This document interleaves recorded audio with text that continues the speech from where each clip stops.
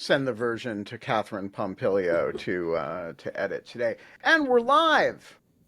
It is Wednesday, the 5th of November, the year of our Lord 2025. It is Guy Fawkes Day, aka Bonfire Night, uh, which is kind of like the 4th of July in the UK, or at least in the English and Scottish parts of it. Guy Fawkes Day is the only holiday. It's very dear to my heart. It's the only holiday that celebrates the failure of non-state actors to bring down the central organs of state power. Uh, and we had an election yesterday, um, and I have things to say about the election. But first and foremost, I want to say happy Guy Fawkes Day. Do have a bonfire this evening. Ditch the anti-Catholic side of it. That's not cool. But the failure to blow up the British Parliament with enough gunpowder to have leveled entire square blocks of the city of London is really worth celebrating. And by the way, if you've never burnt somebody in effigy, tonight, Guy Fawkes, it's not the worst place in the world to start. I have a soft spot in my heart for Guy Fawkes because, uh, famously the only honest man ever to enter the English Parliament, and all that jazz. You get it. He entered to blow it up. Um, uh, got drawn and quartered and burned. I mean, things ended badly for old Guido Fawkes. But ever since then, British children have walked up to strangers on the street and said penny for the guy, which means was kind of like a proto trick or treating. You get a penny and then you use the pennies, the collected pennies, to create a guy to burn on bonfire night. And when did I learn about Guy Fawkes Day? I learned about Guy Fawkes Day when I was a teenager, and I read a book called The Eagle Has Landed. And The Eagle Has Landed is a spy thriller, World War II thriller. It's kind of a cheap book about an effort by the Nazis to kill Winston Churchill. Um, there is a scene in Guy Fawkes Day in in in the book in which the one of the terrorists is lying in bed with his girlfriend, and his girlfriend says, "It's November 5th, and we can't have a bonfire because of mean old Adolf." And I thought to myself, that's weird.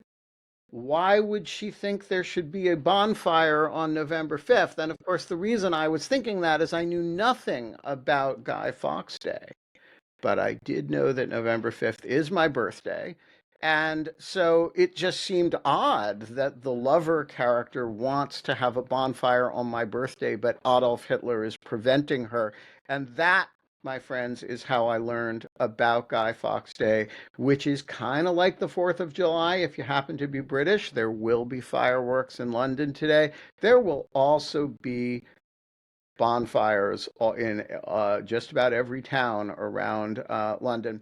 Now, they also used to burn in effigy, until really recently, by the way, the Pope. And it was also a serious time of for anti-Catholic violence. We're not into that. We're Halloween used not to drawing and quartering people either. not drawing and quartering people. There's a bloody history to this holiday that is got some it's pretty ugly stuff. But the core of it, that you prevented blowing up the British Parliament, and you have a bonfire to celebrate the explosions that didn't happen. That's kind of cool. All of which is a long winded way of saying that unless you are Guido Fawkes himself, for whom the birds are never chirping anymore and the sun is definitely not shining. The sun for the rest of us is shining, at least in Washington, D.C. The birds are chirping. It's going to be a great freaking day. And the cactuses, of course, have their usual message for you.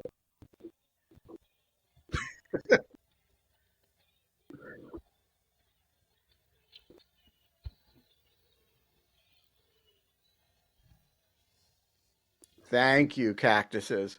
Um, you are watching Dog Shirt It TV. is Ben Wittes' birthday. It is my birthday. Um, and uh, it is a revolution in morning television, even if the cactuses don't admit it. And one of the revolutionary features, of which there are many, is that occasionally I give an unprompted lecture on the history of Guy Fawkes Day. And another one of the revolutionary features is that every now and then I take Alicia Wanless on a tour of 1812, War of 1812 history in Washington. And when I say every now and then, I mean once. Um, and and then I come back to post a picture of where we went. And I find out, unbeknownst to me, that there's more to the story than I understood when I took Alicia Wanless to Brookville, Maryland. And Brookville, Maryland, for those who do not know about Brookville, Maryland, is a town about 15 miles from Washington, just on the other side of Olney, Maryland, which was the capital of the United States as it proudly describes itself for one day in 1814. And that was the day after the British burned down the White House and the Capitol, and the president fled to Brookville, Maryland. And he rode up with a squadron of soldiers, and the soldiers sought a place for him to spend the night, and he spent the night. And they were denied, by the way. Most of the residents of Brookville, Maryland, turned them away, but they came to the house of the postmaster, and he invited them in and was shocked to find out that among their number was the President of the United States. And so Brookville, Maryland became the capital of the United States for one day until Madison returned to Washington to the Octagon House, which we've already talked about. And here's the really wild point. Um, uh, that same um, gentleman who hosted James Madison that night, and his name is escaping me, um, Caleb something or other. Years earlier, um, uh, Caleb Bentley is his name. And years earlier, Caleb Bentley, who was a bit of a cobbler and had made a silver plate, and George Washington had put that silver plate in the ground underneath what would become the cornerstone of the Capitol. And it had been part of a ceremony. Um, And so Caleb Bentley has the distinction of having made a plate that is beneath the cornerstone of the Capitol, 1793, presented by one president, and then randomly hosted another president in a moment of democratic crisis for the United States. And uh, that's pretty cool. And so, unto this very day, in Brookville, Maryland, this small hamlet just the other side of Olney, Maryland, all of the United States flags are 15 starred flags. This is the version of the flag, of course, that Francis Scott Key wrote the Star Spangled Banner about. 15 stars, 15 stripes, and none of the additional 35 states in Brookville, Maryland. And there is only one building, to my knowledge, that survives from that period of in Brookville, and it is not the house of Caleb Bentley. It is rather the Brookville Academy, a kind of nice little school.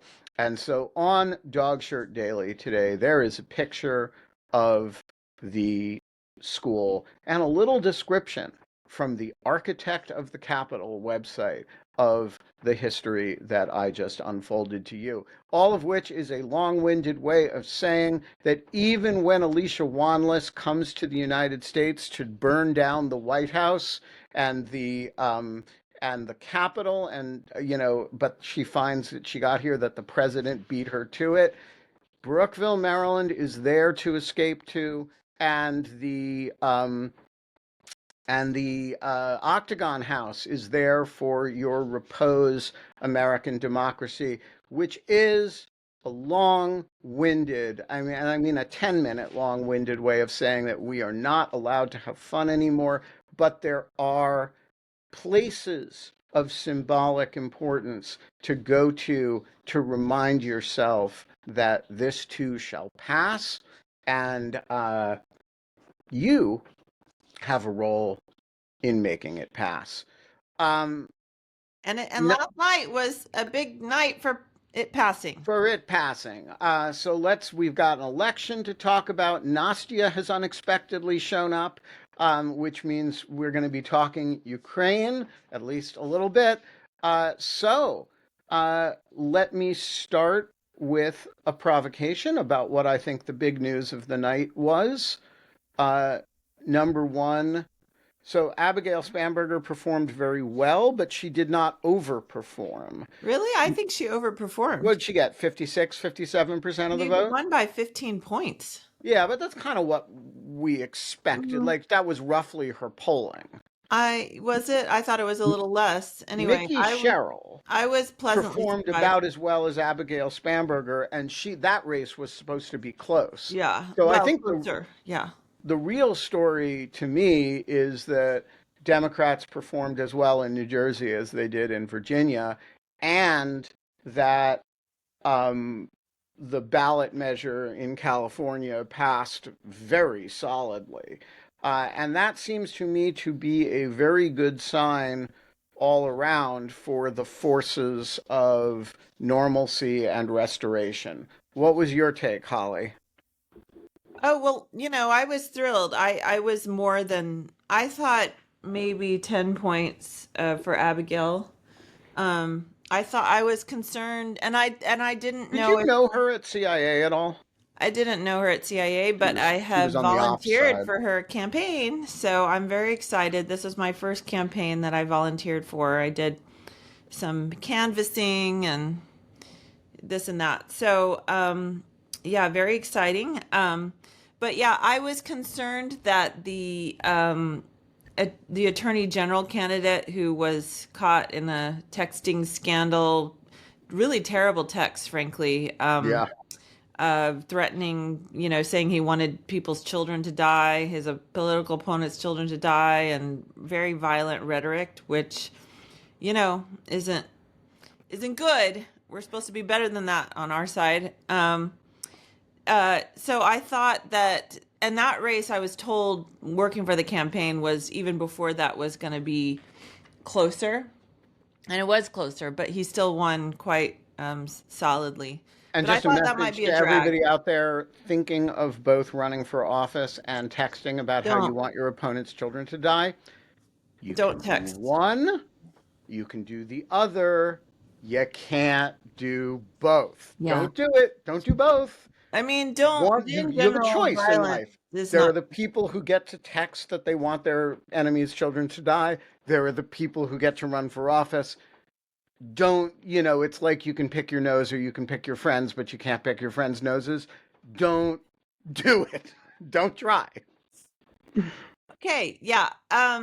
So that, and then they really, the Republicans really tried to hang him sort of around Abigail Spanberger's neck and like saddle her with him, and the fact that she didn't demand that he drop out or so on and so forth. So I don't, honestly, I don't know what I think of him. I voted for him very reluctantly. But my husband wrote in, a friend who is an attorney in Virginia. Um, I did not appreciate his antics there. But even he won solidly, and all things considered, it's probably good. Well, it's definitely good that there's not a Republican attorney general, because I think that a Republican attorney general can really mess. Who's very Trumpy, by the way. He was very Trumpy. Can be an asset to the our fascist dear leader. And so, all things considered, it's good. I was surprised by New Jersey, Yeah. because the line on that was that it was going to be closer, and that people were kind of alarmed at the polls that she should be running away with it, and she wasn't. Well, and she ran away with it. So So these are two purpley states. They're both bluish purple. And New Jersey has become kind of alarmingly purple in yeah, the I last don't really few years. understand. I guess they had Chris Well, Christie back in the day as, I guess it goes back kind of it for, it goes back, but it doesn't, but not at the presidential level. It doesn't. And New Jersey was closer than it should have been last year. And I do think it is a reassuring sign that Mikey Sherrill, performed essentially as well in New Jersey as Spanberger did in Virginia. I was not at all surprised by Spanberger. she's I a was not. great candidate. I mean, they're both great candidates. They're Well, really good Spanberger is candidates. a better candidate. You think Um, so? yes, I mean, Maggie Sherrill may be an excellent governor, and she's my kind of sort of national security dem. She's a very serious person, but she was not electrifying as a candidate, and a lot of people found her campaign pretty drab. And yet she got more than 55% of the vote anyway. And I do think that's a sign of, you know, the changing electorate between off-year elections and on-cycle elections, and also Trump disaffection. And both of those are very positive signs for next year, including in two culturally quite different, demographically quite different purpley blue states. Well, the thing that Virginia has that New Jersey has less of, I would think, is just all of the battering of the federal workforce. I mean, the federal workforce um, continues to suffer, and what a terrible, terrible year for our community here. Much of which is a lot of which is federal workers. My it's just heartbreaking, to chat with my friends and just see the sort of beaten down look in their eyes. And it's they've been living on the edge. A lot of them have been threatened with firing like multiple times since January, not knowing if they're going to be. I have a couple friends who they were in the probationary period, and for like a solid month they went in every day being told, like, well, today you could get fired, well, today you could get fired, and then going home.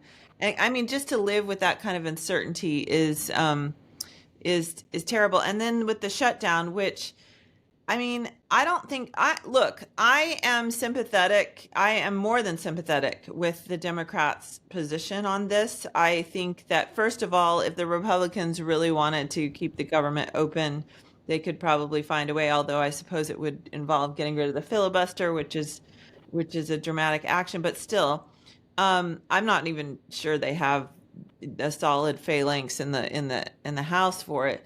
Um, and honestly, this whole government, the corruption and the abuse of power. I mean, I'm of the mind, like, if that's how they're going to govern, sort of, yes, don't give them any money. So I'm very sympathetic to the Democrats' cause, but at the same time, people are suffering, and there is no end in sight. Even people who are at higher levels are curtailing their spending and planning of vacations and so on and so forth, because they don't even know. By the way, Trump has threatened that they won't get paid at the end of all this. Right, But, although that's not up to Trump. well, I mean, again, a lot of things aren't up for Trump, and yet he's done them anyway. So I don't know. It's I don't. I don't have much faith in the overall system anymore. But anyway, they are really, people are going to food banks. The lower level employees are going to food banks and having to, and then people are who are able are going to quit. More are going to quit, which of course is what the Republicans want. The Republicans are I weaponizing. literally know people who are in government who have decided to resign, who cannot resign because their That's supervisors true. are furloughed, and so there is no, and they're not allowed to access both they and their supervisors are not allowed to access their government emails, and so they cannot resign. Yeah, I hadn't even thought about that. So people are really, and this is at the end of just a horrible, horrible year for the federal workforce where they've been just constantly disrespected. And so Abigail Spanberger, this was in large, but it wasn't just in Northern Virginia. She won big all over the state. She won big.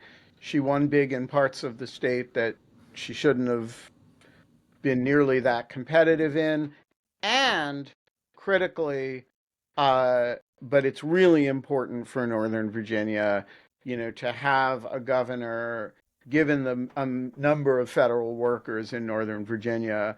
It is super, super important to have a governor who will be an advocate for the federal workforce in Virginia, which is just an enormous percentage of the population, and the fact that Governor Youngkin has Who had is he? nothing. He's not even around. Right. Well, he's, Hiding. cowering with his tail between his legs.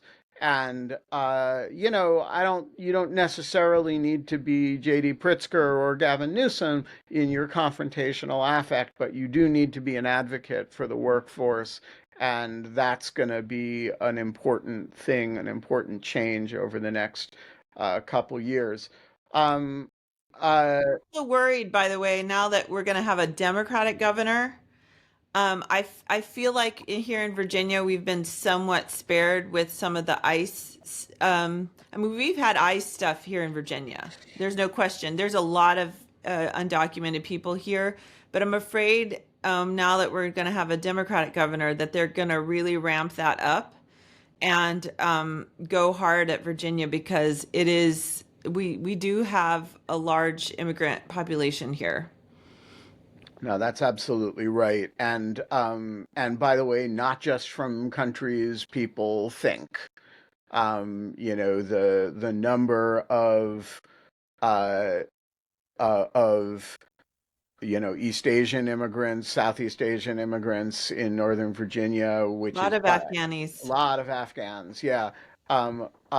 And, this is, by the way, why Route 50 is one of the greatest food corridors in the United States right now. I mean, but it is so good, the food that you can get in holes in the wall next to Home Depots and Route 50. But it does mean that, you are a little bit at the mercy of ICE, not to be super aggressive. And do you think Holly's right that that could change real fast? Well, one word. I have only one thing to say about Zoran Mamdani. I have various thoughts. Like you go, Well, I'm going to start with I need one, thoughts and then I'm from going you to turn it guys. over to you. and Nastia has thoughts. You Oh, have thoughts on Zoran Mamdani?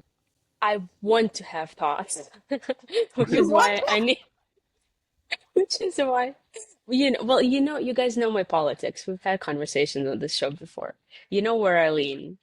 I need you to tell Yeah. me what to think. Here's what I think about Zoran Mamdani.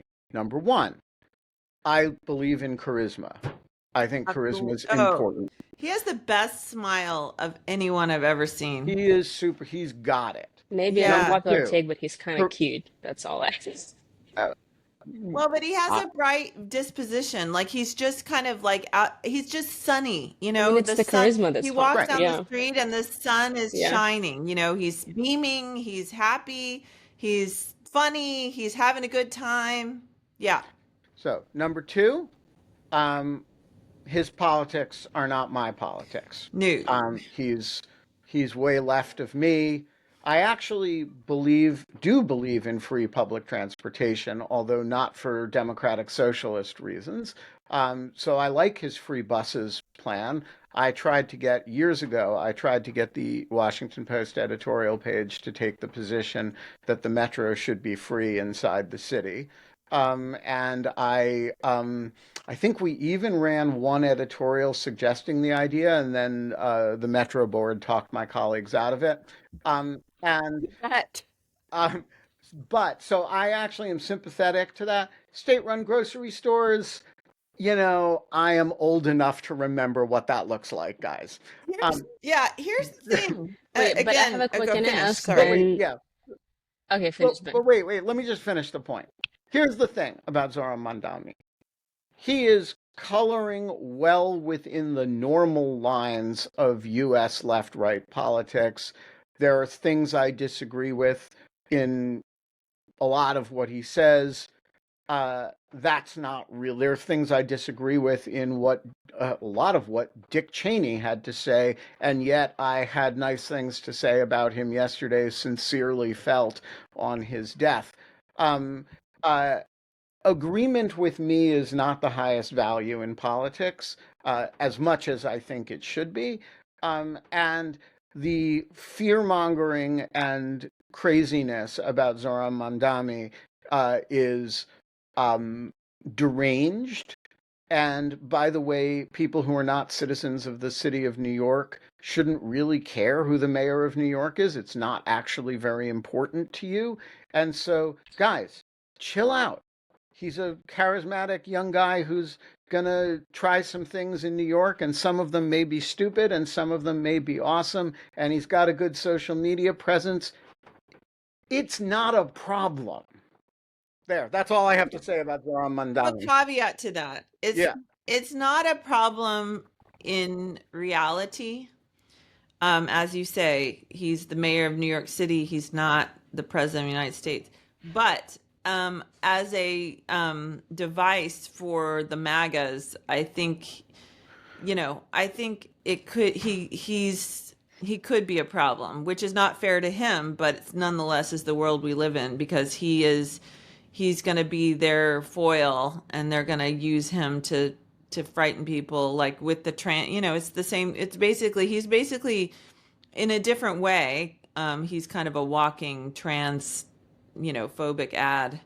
Not on that Which issue. is interesting because he's not trans. It's not on that issue. I'm not saying on that issue, but just as someone who, frightened, there's racism and bigotry buried in that. But then there's also, there's some real policy disagreements in that as well. So I'm just afraid that he will become this sort of lightning rod foil that will paint other Democrats as, whatever, extreme.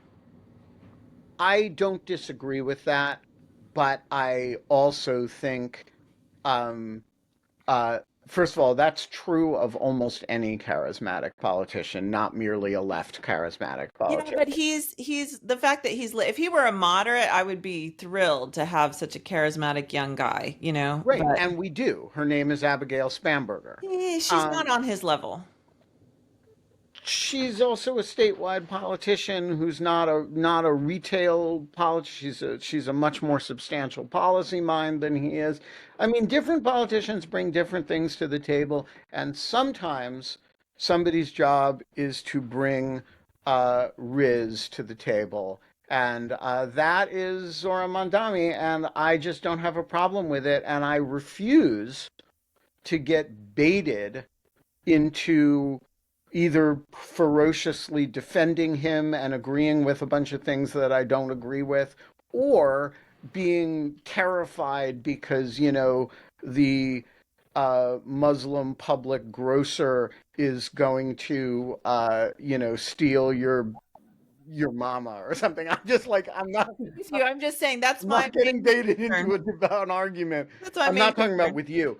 but I with the really want public. I'm not getting baited into having strong feelings about Zoran Mandani. I really want Madani and some of these other democratic socialist types to take some economics courses because look, It would help. let me tell you, I understand the appeal of socialism. I hate inequality. Like I grew up with in massive inequality, and I was in a massively privileged position, surrounded by desperate poverty. And as a 8-year old, like I hated it. I wanted everyone to be equal. I think Because inequality you're a is commie. yeah. I hate You inequality. looked at inequality and you said, me and Comrade Lenin. But here's the thing, and I might, if I might personally, and some people out there might personally, relinquish some of their wealth and comfort, if that was going to reduce inequality. The problem is it doesn't work. It just doesn't work, people. It does not. When you distort markets, it just distorts markets. It does not actually. It does not actually address Then what poverty. does? Poverty has poverty, the only thing we found, and it's not fair and it's not, but the only thing that has reduced poverty, and it's done so massively, since World War II, massively, it's over half of global poverty reduced in half, is the free market. Is the free And market, economic growth.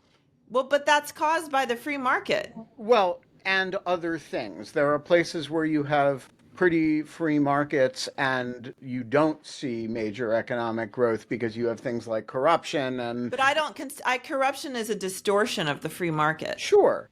But the point is it is not enough to say that um you believe in market capitalism. You also have to believe in a certain degree of rule of law, a certain degree of Absolutely. and But so, and when I say free market capitalism, I'm not, I support safety nets. I think you have to have safety nets because it's not going to eliminate poverty altogether. And you have to have safety nets in a society, but that's different from providing people with a safety net and helping them survive is different from, say, regulating prices or, frankly, putting tariffs on other countries. That is distortionary of the market. I also agree with regulation, and that's where rule of law comes in, where everybody's playing by the same rules, and that there is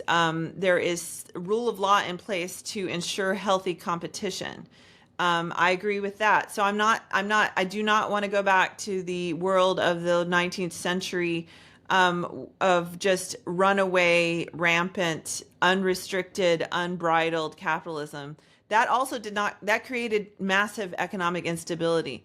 But I feel like as of this late date, we have, economists actually have learned a ton, and that's why, by the way, and especially America, and here in America, that's why, by the way, compared to other countries, the United States actually weathered the Great Recession. The recession was caused by unbridled capitalism and poor regulation, but we actually weathered that better than other places. We also weathered COVID and inflation better because there are some. economically. Yeah, yeah, I absolutely. mean, No, we no, no, did no. not do I so mean well in the economically. actual No, COVID no, no, no, department. no, no, economically. So anyway, I wish my husband could come on here, but he's not allowed to do this sort of thing yet. When he retires, we will have him on all the time if this show is still running. So I will just say on the subject of people are saying Holly is burying the lead, and that the actual lead of her remarks is that she is the caveats. Well, I just want to say um, I actually don't care how one frames it. You can go to Scandinavian countries and you can say, well, these look really socialisty. They have all kinds of social services, they have all kinds of blah, blah, blah. And They yet also have they villagers, have though. a, yeah, they have a capitalist They also have a underpinning. lot of, Norway has a ton of oil. So Yeah, well, Norway's a gas station lucky them. with rights. It's super Um, expensive there, though. That's the thing. When you have a lot of wealth, you tend to have a lot of And it's not but expensive in the inflation. US, in Holly. all countries that grow, Not like Norway, at least according to the data. and there are no exceptions to this, none. In all countries that have enough growth to get rid of poverty, there is a capitalist sub sublayer, and it has to be robust because that's the engine of economic growth. You can layer on top of that a lot of redistributionism, but if that thing isn't strong, that underlying thing, then you will not produce the wealth to distribute. And so I don't actually care if people talk about that, start with the sublayer and then produce and then talk about, emphasize the sublayer and then caveat it by saying, of course, I'm not talking about not having any redistributionism, not having any regulation, or if they start with the list of things they want to provide and then come to what is going to be the engine of the economic growth that's going to allow you to do those things. But if you're not talking about both of those things, you are outside of the realm of, post Keynesian economics. And by the way, Hayek was closer to Keynes than people think. If you read The Road to Serfdom carefully, he was not, he was that's an argument against central planning. It is not an argument against some measure of safety net. And So and the I'm more, just by the way, saying, yeah, go go ahead. ahead. Yeah, so I mean at bottom here's kind of the thing. Whatever political or economic system you design, it has to allow for human freedom, and the incentive has to be there that people support the system. And these socialists, the more you design an economy, the more you get authoritarian government. That's just how it is. Or you have people sort of there's what I'm saying is there's a balance there. There's a balance. I don't support I'm not a libertarian by any means. I'm a big fan of government. But when you have a situation where the government is, the more intervention, the more economic intervention you require, the less freedom that you're going to require, and that becomes a political problem. And you see this in, I always just say, and I've said this before on this show, in terms of capitalism and socialism, Kenya and Tanzania are literally designed in a lab. One of them, they both had not great rule of law, and they both had sort of dictatorial governments. But one of them, the government decided they were going to create a socialist system, a very well-intentioned socialist system, and Kenya decided it was going to go with market capitalism. And when I was growing up in the 80s, you could buy nothing in Tanzania, nothing. We had to bring our own food, we went to a hotel in Ngorongoro Crater. We had to bring our own toilet paper. You couldn't buy anything. And Tanzania will never catch up with Kenya. Kenya is one of the most robust economies in the region, and is much better off than Tanzania. And actually, Tanzania's founding father was a much better guy than Kenya's, even much less brutal. And but they wanted to design the economy. He designed the economy from the top down, and that just does not work. Human freedom is the only thing that works, and you have to obviously balance that, because if you have too much, then some people tread on other people. And I know it is unfashionable to cite Hayek, but The Road to Serfdom is a wonderful book, and it is all about exactly this point. Yeah. And so that's my rant. I'm a huge fan of capitalism, not because I am a money greedy thing. It's just because that's the only thing that works. All right. Nastia, you have been sitting there very patiently, and I have a very important question for you, which is, has anybody in Ukraine noticed that the United States had four elections yesterday and that Donald Trump lost all four of them decisively. I opened Facebook today.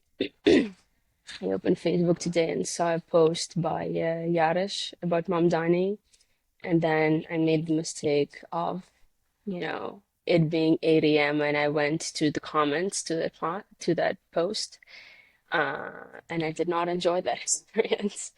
The typical.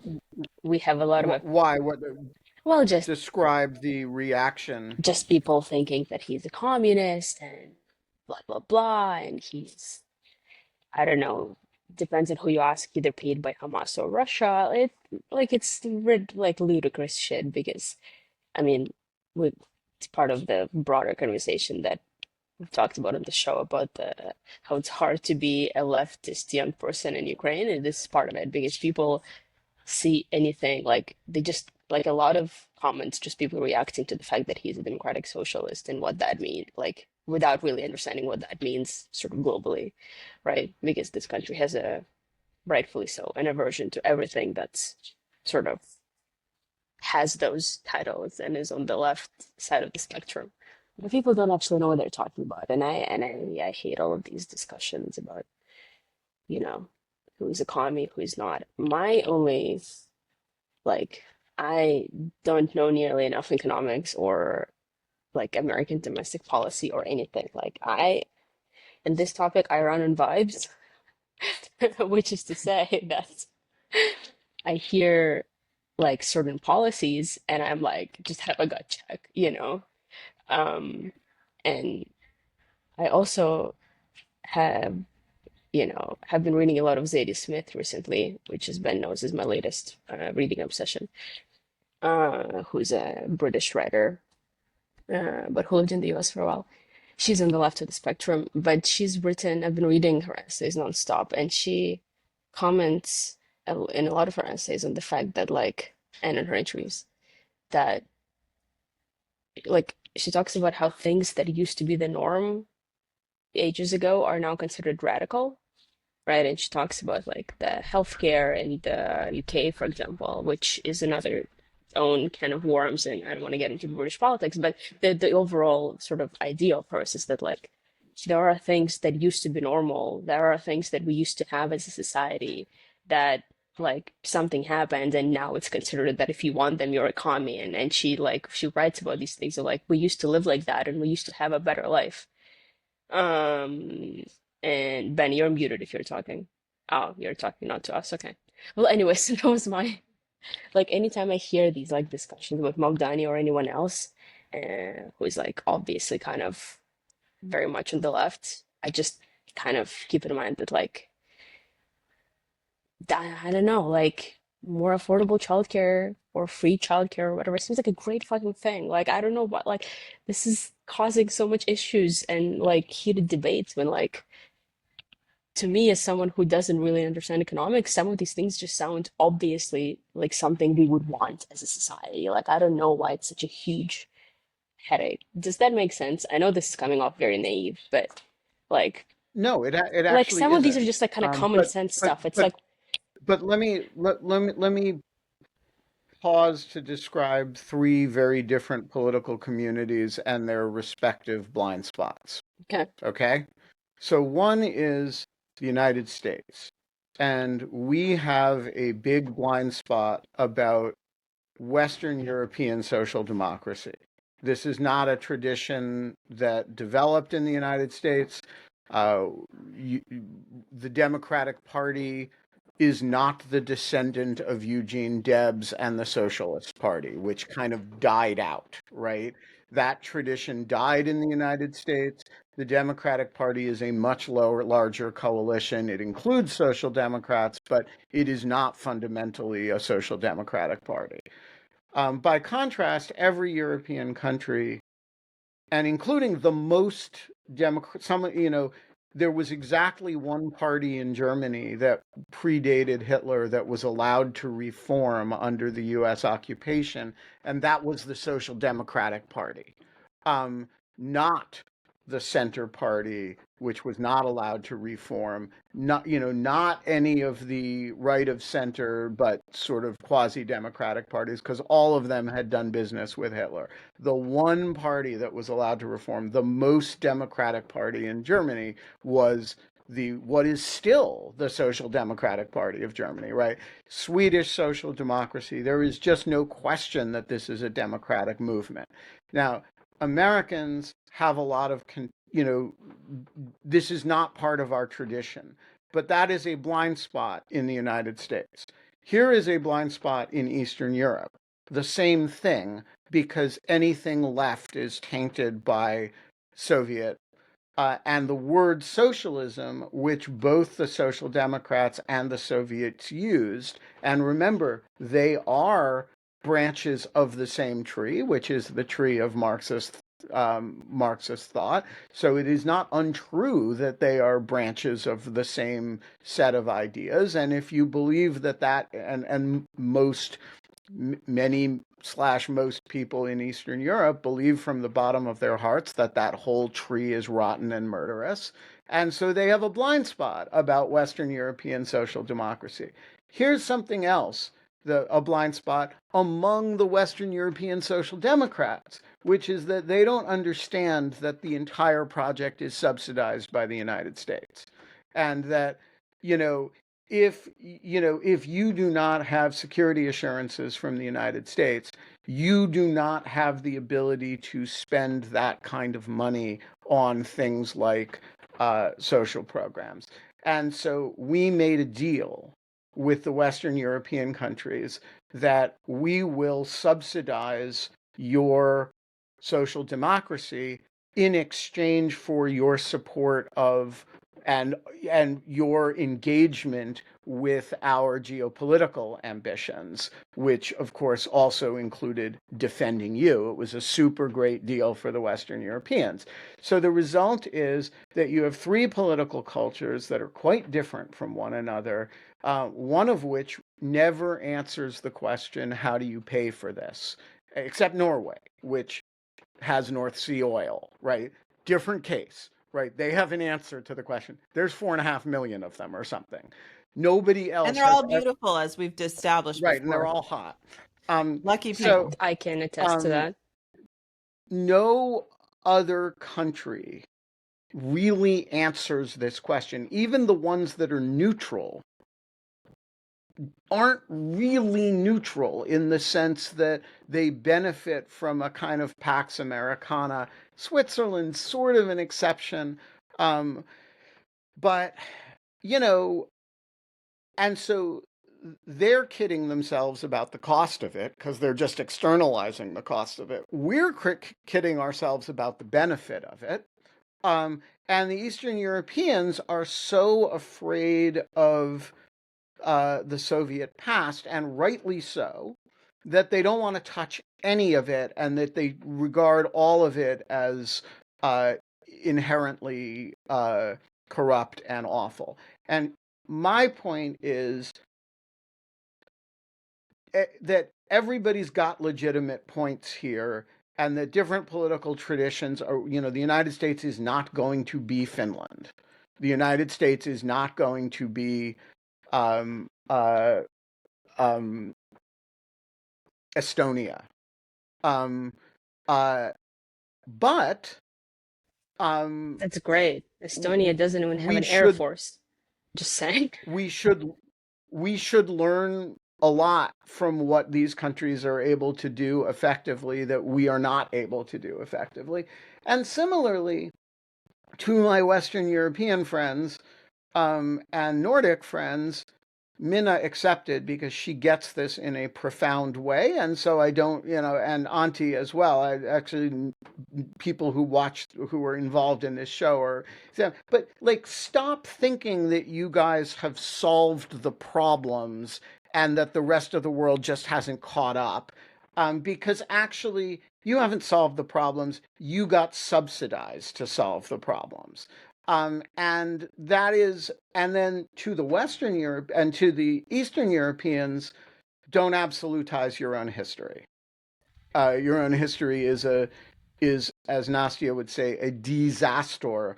But not all of the Marxist tradition is corrupt, and there are some, you know, like, I Tak. know it's unpopular to say, but the kibbutz is still a really cool thing.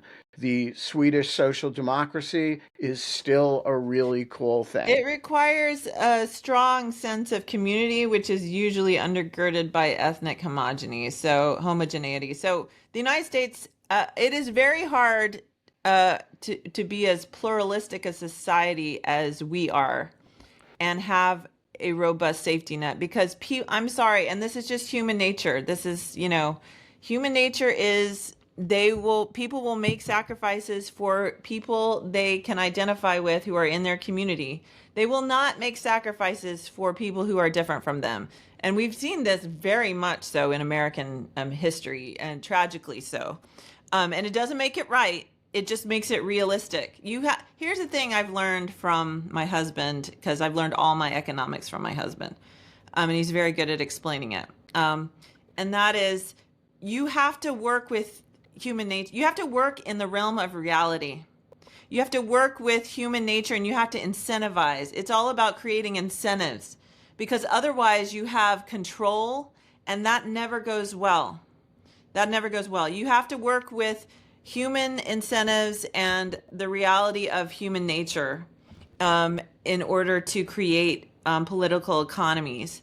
And when you go against that, you either have to have authoritarian government, or you're going to have people, rebelling in various ways. And that's just, it's just, I'm sorry, human beings suck. What are we going to do? I completely agree. Anyway, my big message on this is don't absolutize whatever political culture you come from in this regard. Don't absolutize the political experience of your own communities and think that uh, what works in your community um, is is the right answer. Um, John Hawkinson reminds me that I owe you all a fundraising update now that Nastia is off the list. We raised collectively about $3,000, and I have instructed Nastia to buy a generator or a power bank and a Starlink with that money. And she will show me receipts. I will not show them publicly, but I will vouch for the fact that she spent all of your money uh, on those two items, and I will wire the money to her. Um, Thank you to everybody who contributed, some of you extremely generously. And I have not had time yet to write individual notes to all of you, but I do appreciate it very much. And I'm uh, uh, actually kind of interested in this as a model. Can we identify individuals in Ukraine or elsewhere who need particular items and help them with it? I'm not sure quite how we would do that, but I may talk to Nastia further about that and sort of more generalizing some people, if we can do relative, very quite small amounts of money will do big things. And so I am appreciate very much everybody who participated in this, just for reasons of personal modesty about soliciting people to send me money to my personal accounts. I was kind of uncomfortable mentioning it more than once, and I'm really delighted that I didn't have to mention it more than once. A whole bunch of people I mentioned it on the show, and I mentioned it in one Dog Shirt Daily post, and we got it done. So, thank you to everybody who helped facilitate that. And you are all great Americans and great Western Europeans and great Eastern Europeans and whatever the heck else you may be, great Israelis and the usual. Um, we have 6 more minutes. Holly, how should we use it? Well, now we're in the chat having an interesting conversation where people are asking whether Christianity basically would, you know, insist on Christians supporting a socialist system. And I said the Good God. book about this by my old friend Todd Lindbergh, who Oh, was, okay. a conservative, was once the editor of the Washington Times editorial page, and did a deep read of the words of Jesus and found a socialist and determined that if you take the words of Jesus seriously, you have to be at least a welfare state liberal. And it was a very surprising finding for him. I agree to a point. So I think the gospel, so human nature, it is a very Christian idea that human nature is fallen, but that the and well, it's not. See, I look at it in a different way. I don't see it as so much the sort of sinful nature. I see it as just our innate biological, selfish self-preservation instinct, which I think is morally neutral in many ways.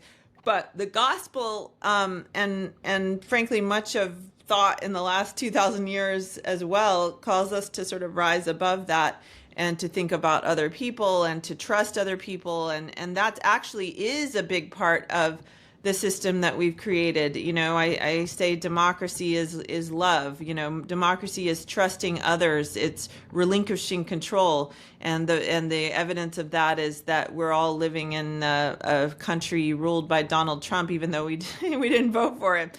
But it's relinquishing control. And the same thing, honestly, with economics. It's based on a lot of on trust, on